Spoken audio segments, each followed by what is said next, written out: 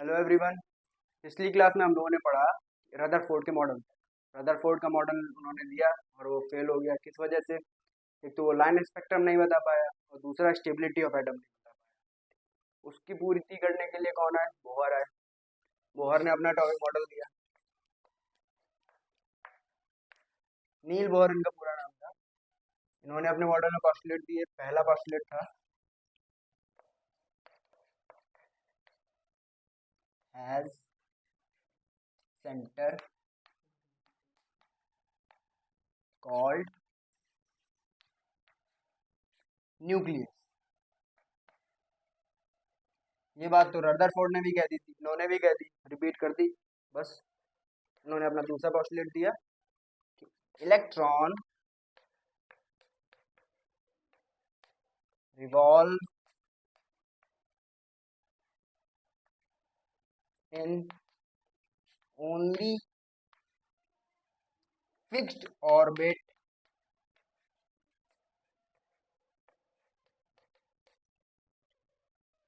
with fixed energy and fixed velocity। Board ने अपने दूसरे पोस्टुलेट में कहा electron revolve only fixed orbit with fixed energy and fixed velocity. Electron जो भी ऑर्बिट में रिवॉल्व करेगा उस ऑर्बिट की एनर्जी फिक्स होनी चाहिए और उस इलेक्ट्रॉन की वेलोसिटी भी फिक्स होनी चाहिए बस। अब जैसा मैक्सवेल की वजह से रदरफोर्ड का मॉडल फेल हुआ था, बोहर ने मैक्सवेल की बात ही नहीं मानी। बोहर ने अपने तीसरे पोस्टुलेट में डायरेक्ट कह दिया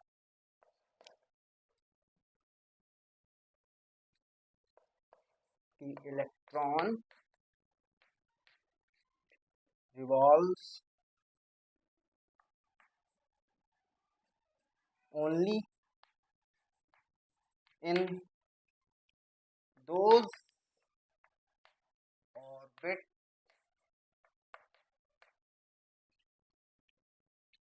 in which the angular momentum मैं बताऊंगा क्या होता है।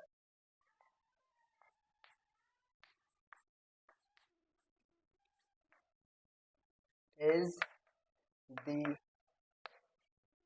integral multiple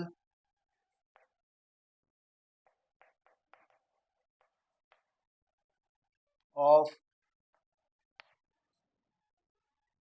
h upon 2 पाई। आपने तीसरे पोस्टुलेट में कहा कि इलेक्ट्रॉन सिर्फ उन्हीं ऑर्बिट्स में रिवॉल्व करेगा जिनका एंगुलर मोमेंटम h अपॉन 2 पाई का इंटीग्रल मल्टीपल होगा।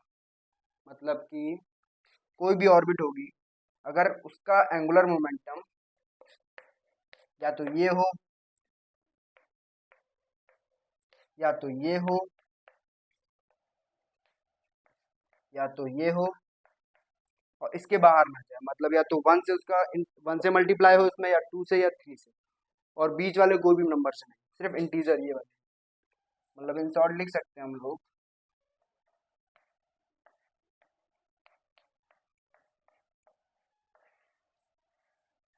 जो एंगुलर मोमेंटम होगा NH अपॉन 2 पाई के बराबर होना चाहिए।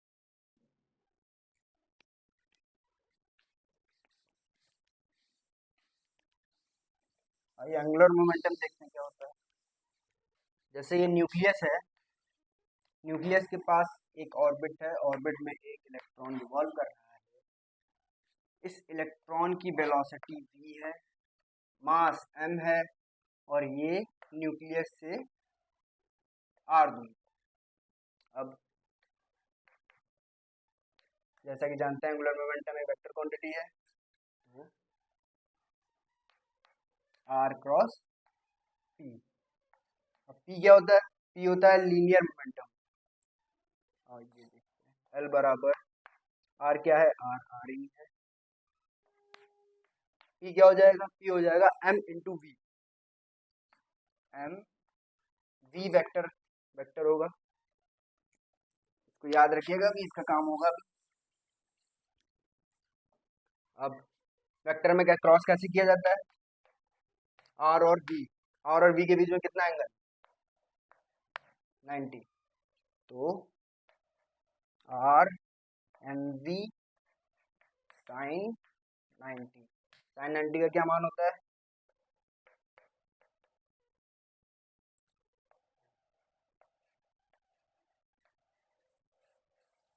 साइन 90 का मान 1 होता है, और हमारे पास ये फॉर्मूला आ गया, angular momentum is equal to m v r. एक एंगुलर मोमेंटम मिला हमें एम वी आर, और एक हमें बोहर ने दिया, क्या दिया? एन एच अपॉन 2 पाई। ये एच प्लैंक कांस्टेंट है, साइंटिस्ट प्लैंक ने दिया था, जिन्होंने लाइट में काम किया है। इसकी वैल्यू होती है 6.6 इंटू 10⁻34।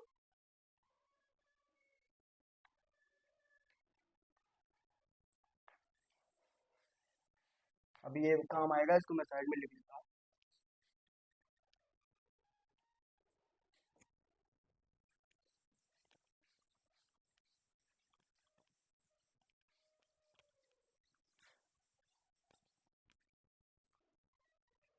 अगला पोस्टुलेट बोहर ने दिया, ये तो रदरफोर्ड ने भी कहा था कि while revolving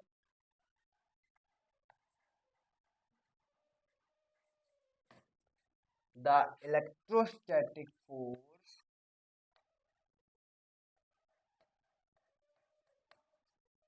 electrostatic force provides the centripetal force।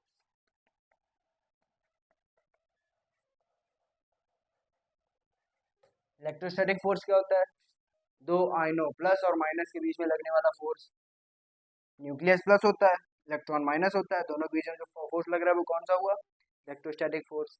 Centripetal force क्या होता है? जब किसी चीज को, जैसे ये न्यूक्लियस है, न्यूक्लियस के चारों ओर इलेक्ट्रॉन रिवॉल्व जब करता है, तब ये न्यूक्लियस इलेक्ट्रॉन पर एक अपना फोर्स लगाता है। इसी फोर्स को कहते हैं सेंट्रीपिटल फोर्स। जब प्लस और माइनस आपस में खींचेंगे, तब मतलब फोर्स लगाएंगे, उसे बोलेंगे इलेक्ट्रोस्टैटिक्स। लेकिन जब ये रिवॉल्व हो रहा होगा, घूम रहा होगा, तब जो फोर्स लगेगा उसे बोलेंगे सेंट्रीपिटल फोर्स। और इलेक्ट्रॉन यही करता है, जो इलेक्ट्रोस्टैटिक फोर्स मिलता है उसे उसे वो सेंट्रीपिटल फोर्स में कन्वर्ट कर देता है, जिससे वो न्यूक्लियस के चारों रिवॉल्व कर पाता है। तो इससे हमें क्या मिलता है कि जो F E force, electrostatic force, किसके बराबर हो जाएगा? सेंट्रीफ्यूगल फोर्स के बराबर। अब इलेक्ट्रोस्टैटिक फोर्स का क्या फॉर्मूला होता है? ये इंटर में है, लेकिन हम लोग को यही फॉर्मूला यूज करना पड़ेगा।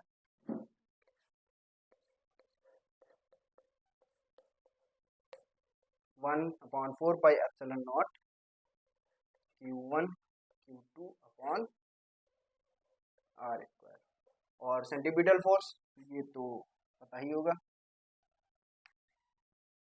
mv² upon R। ये दोनों आपस में बराबर हो जाएंगे। अब ये Q1 Q2 क्या है? ये चार्जेस है। किस किस के चार्जेस है? Q1 न्यूक्लियस का चार्ज है। न्यूक्लियस का चार्ज क्या होगा? न्यूक्लियस में जितने प्रोटॉन होंगे उसका वही चार्ज होगा। इसमें कितने प्रोटॉन मान लेते हैं? प्रोटॉन की संख्या, एटॉमिक नंबर क्या लिख लेते हैं हम लोग? जेड। जेड तो एटॉमिक नंबर हो गया। चार्ज कैसे करेंगे? एक प्रोटॉन का पर कितना चार्ज होता है? ई। तो इस Q1 का क्या हो गया मान? जेड ई। और Q2 क्या है? Q2 है इलेक्ट्रॉन पर चार्ज। इलेक्ट्रॉन पर कितना चार्ज होता है? ई। तो हम यहाँ पर Q1 की जगह लिख सकते हैं जेड ई, और इलेक्ट्रॉन पर चार्ज होता है ई, तो ई² हो जाएगा।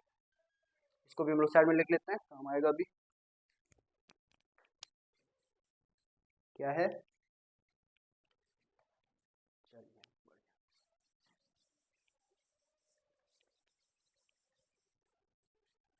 आगे बढ़ते हैं अगले पोस्टुलेट की तरफ। बोहर ने कहा while revolving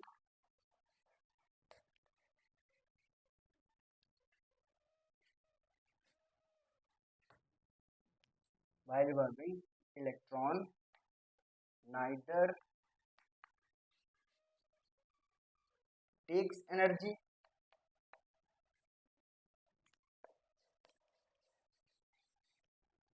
nor give energy। जब इलेक्ट्रॉन न्यूक्लियस के चारों तरफ रिवॉल्व हो रहा होगा तब वो ना एनर्जी लेगा ना देगा। जिस सेल में है, जिस पर्टिकुलर एनर्जी की सेल में है उसी में रहेगा। एनर्जी टर्म से आगे बढ़ते हैं, देखते हैं। बोहर ने हमें दिए थे रेडियस और वेलोसिटी, चलिए देखते हैं। अब वो रेडियस को हम लोग किससे डिनोट करते हैं? आर से। रेडियस कैसे निकालेंगे? जो टर्म हम लोगों ने वहां लिखे हैं इन्हीं से रेडियस निकलेंगे।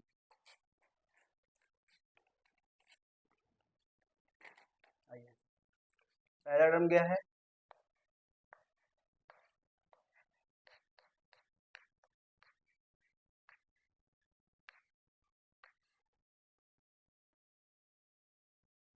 दूसरा टर्म क्या है? 4 पाई एप्सिलॉन नॉट Q1 को की हमने क्या लिख दिया था? Z square upon R square और MD स्क्वायर अपॉन R। ये हमारा समीकरण 1, समीकरण 2। अब हमने क्या किया? V को टर्मिनेट करने के लिए ऊपर वाले पद में इस पूरे का हमने कर दिया स्क्वायर और इससे कर दिया डिवाइड। समीकरण 1 का स्क्वायर करके समीकरण 2 से हमने कर दिया डिवाइड। ये देखते क्या निकलता है।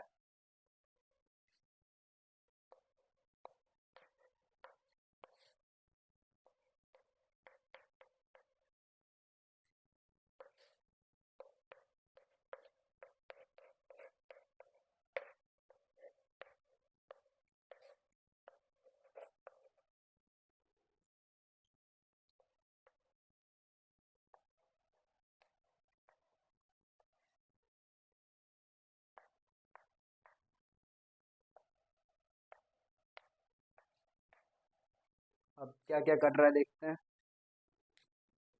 V स्क्वायर से V स्क्वायर चला गया, ठीक है। और देखिए एकम से एकम चला गया और कुछ जा रहा है, पाई से पाई चला गया।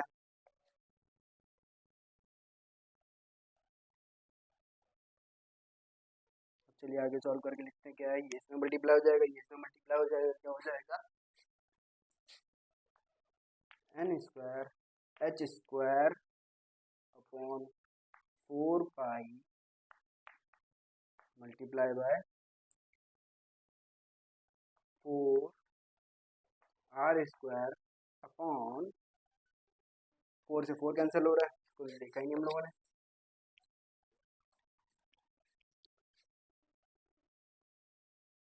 r स्क्वायर एप्सिलॉन नॉट और z square is equal to, ऊपर क्या क्या बचा है? mr स्क्वायर अपॉन r ऊपर ही चला आएगा, r नीचे क्या बचा है? कुछ नहीं। चलिए आगे बढ़ते हैं। अब इस r स्क्वायर से r स्क्वायर चला गया, ठीक है। अब रेडियस को छोड़ के सब कुछ इधर ले आते हैं, क्या हो जाएगा? n square h square epsilon naught upon ये n नीचे आ जाएगा, ये 4 कट चुका है ऊपर वाले से,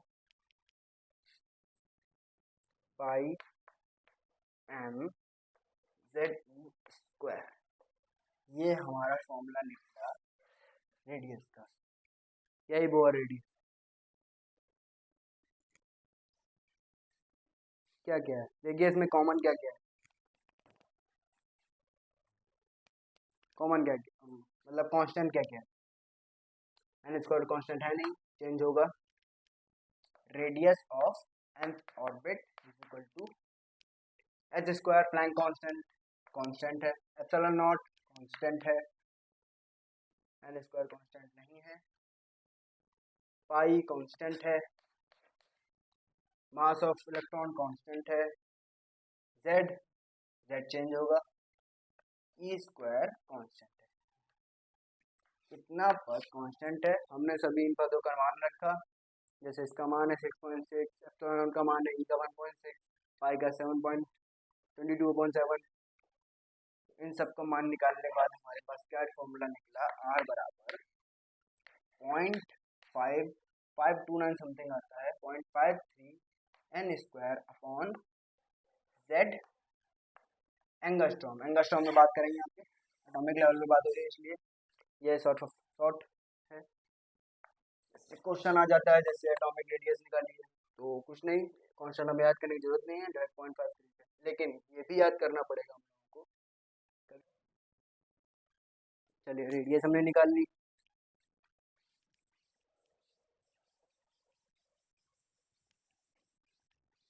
रेडियस निकालने के बाद हम देखेंगे अब वेलोसिटी ऑफ इलेक्ट्रॉन। वेलोसिटी कितनी वेलोसिटी से चल रहा है इलेक्ट्रॉन,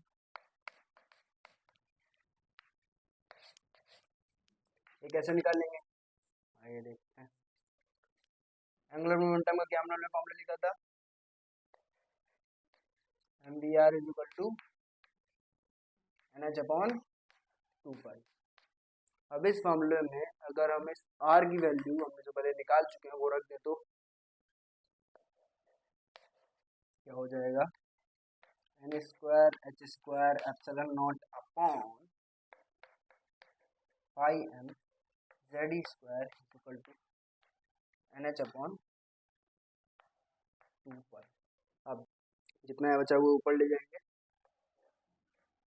z स्क्वायर अपॉन ये 2 है, ये एप्सिलॉन नॉट आ जाएगा, और NH।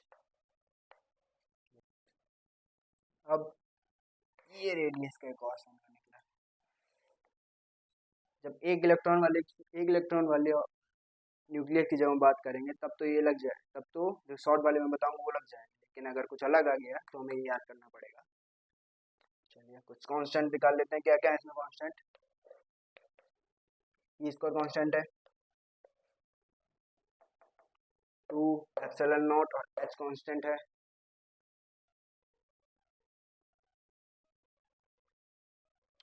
2 एप्सिलॉन नॉट और h कांस्टेंट है। बचा क्या है यहाँ पे, z अपॉन n। इस पद का क्या मान होता है, इस पद का मान होता है 2.16 into 10 to the power 6 z upon n metre पर सेकेंड। ये हमने वेलोसिटी डिराइव कर दी, 2.16 into 10 to the power 6 z by n metre पर सेकेंड। इसको भी साइड में लिख लेते हैं। अब चलिए वेलोसिटी भी निकल आई। वेलोसिटी की बात करते हैं हम लोग एनर्जी।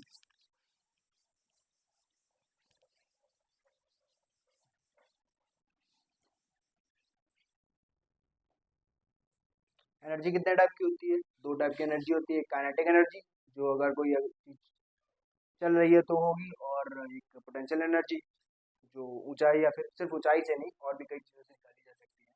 पहले हम लोग निकालेंगे काइनेटिक एनर्जी।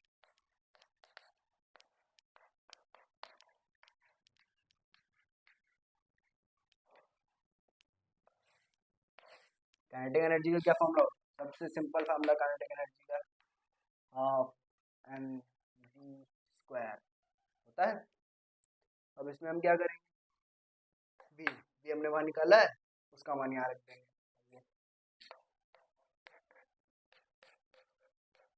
क्या मान निकाला था हम लोगों ने, चलिए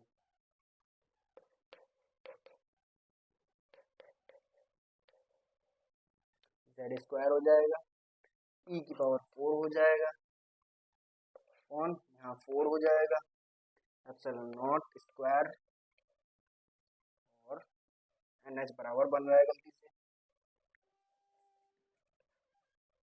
n स्क्वायर और h स्क्वायर हो जाएगा। चलिए ये तो फॉर्मूला हो गया काइनेटिक एनर्जी का, बड़े बड़े सभी पता है, लेकिन शॉर्ट फॉर्मूला निकाल लेंगे हम लोग क्या, इनमें से कांस्टेंट निकाल लेंगे। कांस्टेंट देखते हैं क्या क्या है।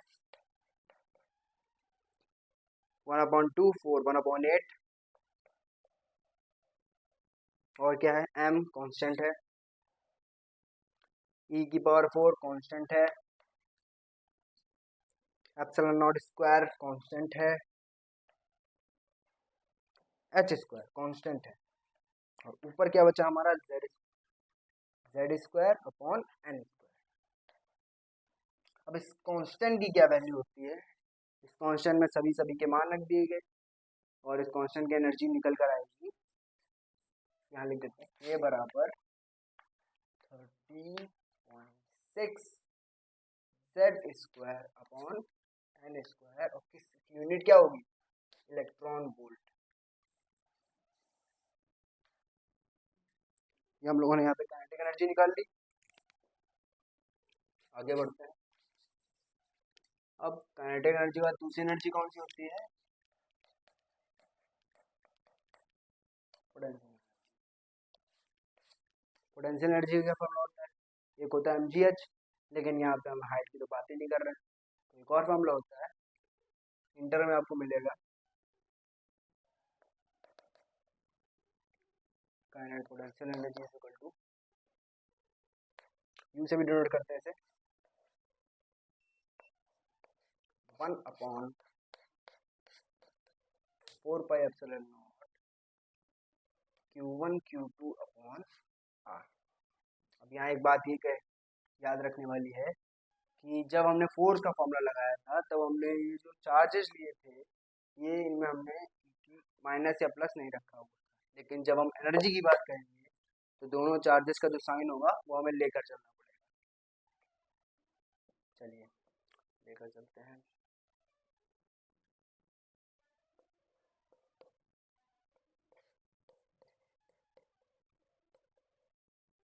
क्यू क्या है, Q1 मान लेते हैं Ze,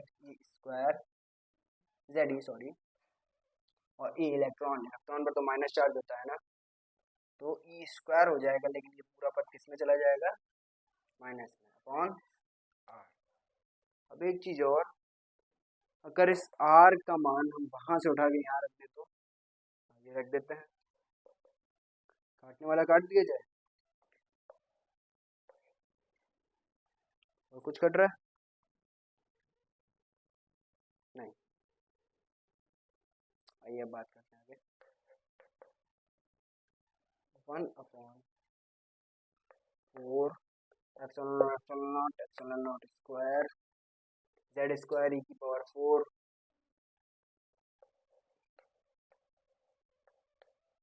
m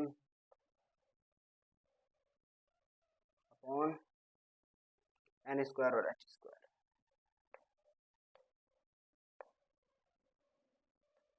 n² और h²। अब इसमें से वही करते हैं हम लोग, कॉमन पद निकाल लेते हैं, क्या क्या कॉमन है इसमें, कॉमन नहीं सॉरी कांस्टेंट। अब फिर से वही करेंगे, इसका मान निकालेंगे, जो कांस्टेंट पर जो हम लोग निकाले हैं, इसका मान सीधा सीधा पता है क्या निकलता है, इसका दुगना,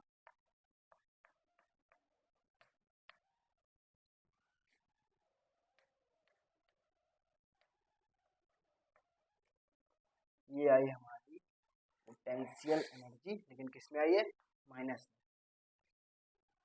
पहले पोटेंशियल एनर्जी भी लिख देते हैं।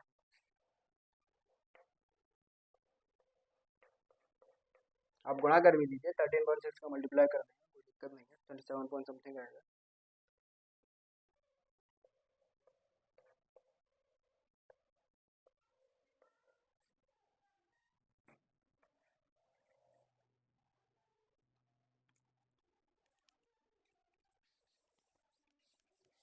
काइनेटिक एनर्जी निकाल ली हम लोगों ने, पोटेंशियल एनर्जी निकाल ली हम लोगों ने, अब बारी आती है टोटल एनर्जी निकालनी। टोटल एनर्जी क्या होती है, kinetic energy plus potential energy.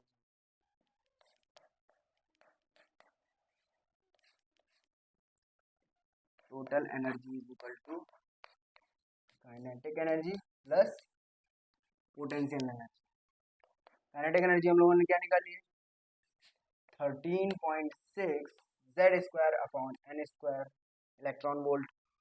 और पोटेंशियल एनर्जी क्या निकाली है, माइनस है, माइनस हो जाएगा 2 into 13.6 z square upon n square electron volt. अब ये भी बस सेम है, ये भी बस सेम, बस अंतर है दो के कोने का, तो क्या हो जाएगा, मतलब इसका टोटल एनर्जी आएगी minus 13.6 z square upon n square.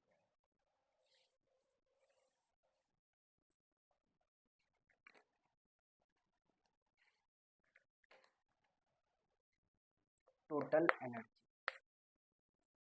यहाँ पे टोटल एनर्जी का फॉर्मूला भी लिख सकते हैं। चलिए, यही सब पोस्टुलेट दिए बोहर ने।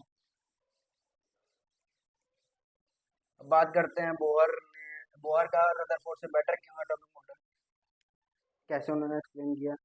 मैक्सवेल की तो बात को उन्होंने मानी नहीं, सीधा उन्होंने अपने तीसरे पोस्टुलेट में कह दिया। अब दूसरा क्या था जो नहीं रदरफोर्ड एक्सप्लेन नहीं कर पा रहे थे, लाइन स्पेक्ट्रम, वही बात करते हैं।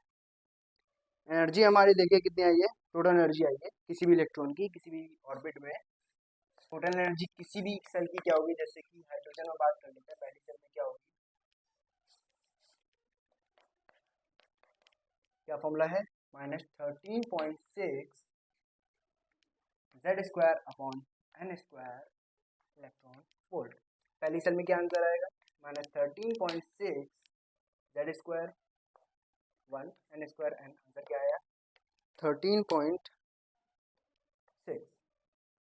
अब यही अगर दूसरी सेल की बात करें, सेकेंड सेल, -13.6 मल्टीप्लाई जेड क्या हो जाएगा 1, एन क्या हो जाएगा second, second into second to 4 का डिवाइड करेंगे तो आएगा 3.4 इलेक्ट्रॉन वोल्ट।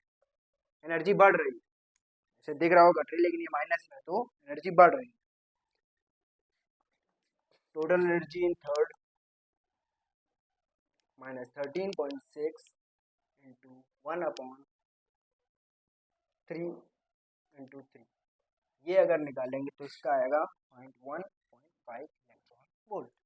अब total energy in fourth 13.6 minus into 1 upon 4 into 4 इस क्या आएगा अप्रोक्सीमेटली 0.85। मतलब देखिए पहली सेल में इलेक्ट्रॉन की टोटल एनर्जी कितनी आ रही है 13.6, सेकेंड में 3.4, 1.58, 0.85, मतलब ये बढ़ती जा रही लगातार। जैसे कि पहली में थी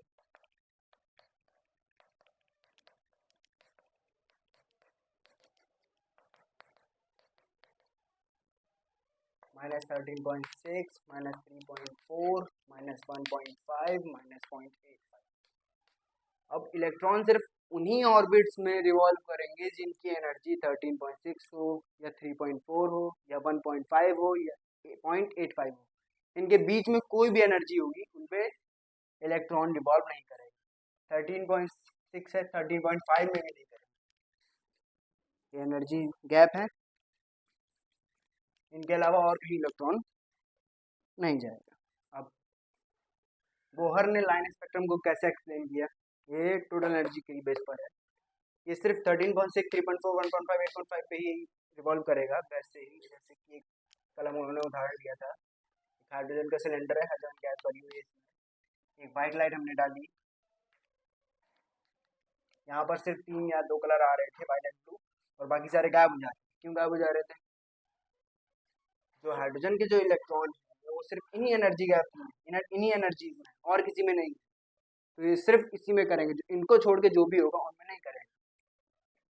तो इनको छोड़ के जो भी बचेंगे उनको ये ऑब्जॉर्व कर लेगा, बाकी जो नहीं हो पाएंगे वो उनका कलर यहाँ पर दिखाएंगे। इसी तरह से बोहर ने लाइन स्पेक्ट्रम को एक्सप्लेन किया। और लिमिटेशंस भी हैं बोहर की, वो हम पढ़ेंगे। एक लिमिटेशन आप पहले देख लीजिए कि बोहर ने जो ये अपना पूरा एटॉमिक मॉडल दिया, ये सिर्फ एक इलेक्ट्रॉन स्पीसीज के लिए है,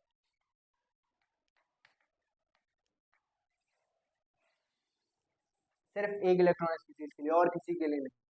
जैसा कि देखा हम लोगों ने, ये सिर्फ एक इलेक्ट्रॉन स्पीसीज के लिए होता है। अगर हम हाइड्रोजन की बात करें, इसमें हाँ एक इलेक्ट्रॉन होता है, बोहर इसके लिए एप्लीकेबल है। लेकिन हीलियम ले लें, इसमें 2 इलेक्ट्रॉन होते हैं, इसमें बोहर, इसके बारे में बोहर ने कुछ नहीं बताया। लेकिन अगर हीलियम की जगह ये ले लें तो हाँ, इसके पास 1 इलेक्ट्रॉन हो गया, अब इसके लिए एप्लीकेबल है। अब इसके बाद बोहर ने इतना ही बताया, इसकी कुछ लिमिटेशन है वो हम अगली क्लास में देखेंगे, और अगली क्लास में हम देखेंगे स्पेक्ट्रम, एटॉमिक स्पेक्ट्रम। चलिए आज के लिए थैंक यू।